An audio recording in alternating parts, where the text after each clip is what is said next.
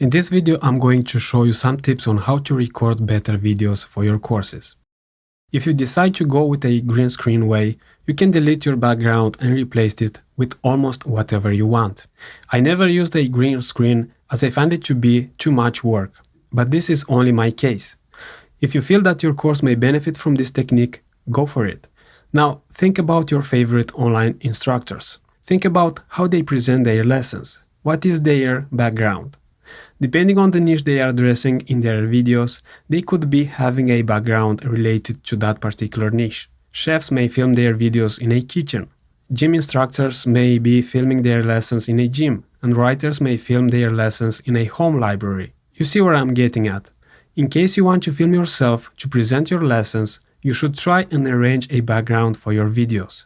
So, if you want to film yourself and feel it is important for your course delivery, try thinking about arranging a background that could talk to your audience. It doesn't have to be anything super extravagant. Make it clean, simple, and tasteful, and have some elements in your background that are related to the topic of your course and your field of expertise. As an example, in my music production courses, whenever I film myself, I use my recording and mixing studio as a background, or my mastering studio. The target audience for my courses are audio producers. Therefore, when I'm filming myself, I'm in the middle of a studio that an audio producer would use. You can also see different equipment related to the audio production field. So, when someone sees this room, even in the form of a thumbnail for a video, if he or she is interested in audio production, they will know instantly that this video discusses something about audio production. If you are teaching photography, for example, you can maybe put a lens and a photo in the back, or maybe an old camera. If you are teaching painting or drawing, put a canvas in the back, or maybe a finished painting, and try to make your background cozy. If you use the camera of your laptop to record yourself, make sure the video has a decent quality. But for this kind of videos, I recommend you to use a real camera if possible. If you need to use talking head videos in your video lessons and you want to use the camera of your laptop, in case the quality of your video is less than perfect, a cool trick you can use is to make the video small. Then put the video in a corner and on the main plan have your slides or the program you are teaching, while having the talking head in the same time. Often you can improve the quality of your video by adding light. Therefore, try first to use the natural light in your room if possible. If not, you can use artificial light. And I'm thinking about the kind of courses where light is essential for having a good quality videos, like for example, makeup courses. These kind of courses should be absolutely focused on delivering the best video quality for the students to learn and see the different nuances the instructor is talking about and showing in his or her tutorial. Use a ring light or other studio lights to improve the light in your course creation corner. It will make you look and feel professional. If you are completely new to using a camera, try the auto profile where camera adjusts the colors and lighting automatically. Try different settings until you find what better fits your needs. In case you are recording the audio with your camera, try speaking and watch the audio levels. You don't want them to go on red, because that would make your audio distort.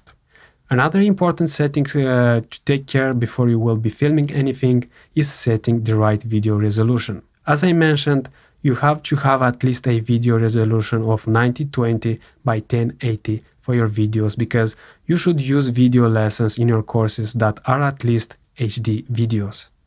I don't think you should bother with the 4K at the moment, unless you want to create a high-end course on movies creation. Stick with the HD videos, they are the way to go for online courses delivery for now. Also, in the settings of your camera, you should observe what frame rate is selected and note it.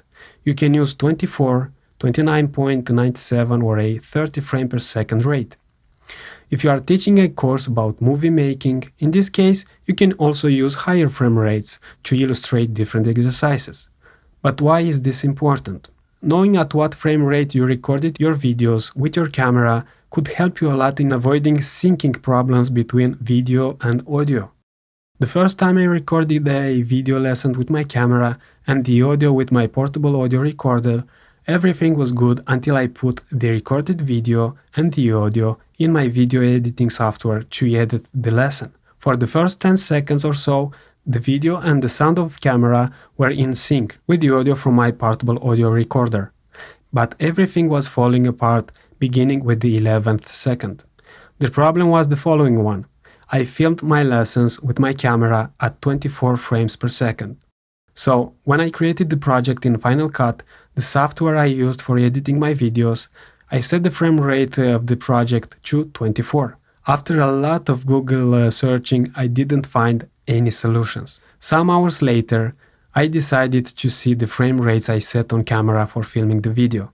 As I said, I thought that I selected 24 frames per second in my camera. It turns out that my camera doesn't have a 24 frames per second setting. Instead, the real number is 23.98. When I found out, I went back to Final Cut, created a new project with a 23.98 frames per second. All my syncing problems were gone. What I'm trying to say here is that I want you to realize how important the settings for your video projects are. You may have the best camera, but if your settings are not correctly set, you won't get the beautiful videos you intended to produce from the beginning. Another important setting to have in mind is the video data rate.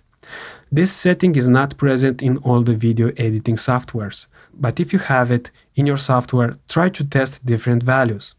Usually higher values of data rate result in a better quality video and larger video files.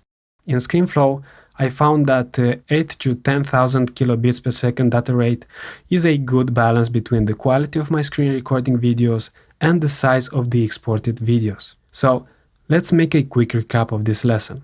Set your camera the right way from the start.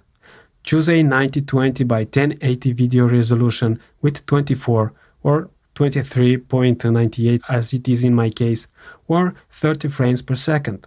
When you create a project for editing videos, set the same number of frame rate per second as used in camera when filming the video. If you use different video editing softwares, like in my case I use Final Cut and ScreenFlow, use the same frame rate and video resolution. When you export a video, pay attention on the settings. 9020 by 1080 resolution, 24 or 30 frames per second or FPS for short, and a data rate of 6 to 10,000 kilobits per second. If you follow these instructions, and I hope you will for your own good, you will have the best quality for your video lessons and videos in general. Now, for your assignment, check the settings of your camera in terms of resolution and frames per second. Then check the settings of your video editing software. You will need these settings when you will actually film and edit your videos. Now, when you finish your assignment, I'll see you in the next video.